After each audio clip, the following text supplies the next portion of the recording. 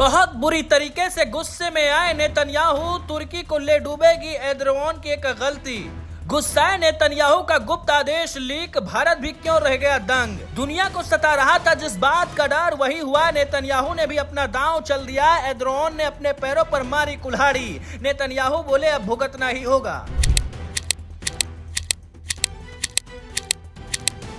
इतिहास में पहली बार इजरायली प्रधानमंत्री बेंजामिन नेतन्याहू इस कदर गुस्से में हैं कि अब मिडिल ईस्ट का पूरा नक्शा ही बदल सकते हैं। पहले से ही इजराइल ईरान पर भारी पड़ रहा था, मगर इसी बीच तुर्की के राष्ट्रपति एर्दोगान ने सिर्फ एक गलती कर दी जो पूरे तुर्की को ले डूब सकती है। यही वजह कि दुनिया को जिस महायुद्ध का डर था वही होता नजर आ रहा है, क्योंकि नेतन्याहू ने अपने सबसे खतरनाक आखिरी दांव को चलने का प्लान तैयार किया और बताया जा रहा है कि गुप्त आदेश भी दिया जो लीक हो चुका है, जिसने एर्दोगान के होश उड़ा दिए हैं। लेकिन जैसे ये खुफिया प्लान लीक हुआ, भारत भी दंग रह गया। आखिर इस आदेश में ऐसा क्या है? क्या एक और जंग बस शुरू होने वाली है? चलिए पूरी खबर आपको बताते हैं। आखिर नेतन्याहू का गुस्सा इस कदर सातवें आसमान पर क्यों पहुंचा और कौन सा खुफिया प्लान लीक हुआ है, चलिए आपको समझाते हैं।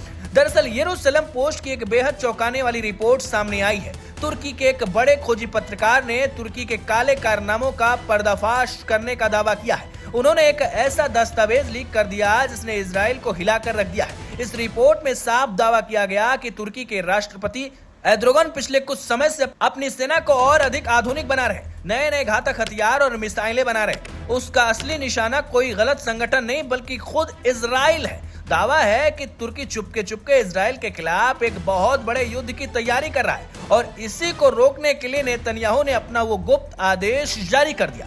खबर है कि जैसे ही मोसाद को भनक लगी कि एर्दोगान इजराइल को घेरने का प्लान बना रहे हैं, नेतन्याहू ने बिना वक्त गंवाए अपनी मिलिट्री को फ्री हैंड दे दिया। इजराइल का सीधा और क्रूर नियम है, दुश्मन आप पर वार करे उससे पहले ही दुश्मन को नेस्तनाबूद कर दो। नेतन्याहू के इस गुप्त आदेश का मतलब है मिशन अंकारा। सूत्रों के मुताबिक इजराइल ने तुर्की के उन सभी गुप्त मिसाइल ठिकानों, बंकरों, ड्रोन फैक्ट्रियों को अपने टारगेट पर लॉक किया है जिन्हें एर्दोगान ने इजराइल के खिलाफ तैयार किया था। नेतन्याहू का सीधा संदेश है कि अगर ईरान और हिजबुल्लाह का हश्र देखकर भी एर्दोगान नहीं सुधरे हैं तो तुर्की को इसकी कीमत चुकानी ही होगी। अब आप सोच रहे होंगे कि इस मामले में भारत क्यों दंग रह गया। तो देखिए, तुर्की हमेशा कश्मीर मुद्दे पर भारत के खिलाफ जहर उगलता आया है और पाकिस्तान का सबसे बड़ा मिलिट्री पार्टनर है। अगर एर्दोगान की सेना मजबूत होती है तो तुर्की की आधुनिक मिसाइल और ड्रोन टेक्नोलॉजी सीधे पाकिस्तान के हाथ में जाएगी, जो भारत की सुरक्षा के लिए सीधा खतरा है। हालांकि भारत भी अपनी सेना को मजबूत कर रहा है और कोई कमजोर देश नहीं है। उसको दुश्मन देशों को सबक सिखाना बहुत अच्छे तरीके से आता है।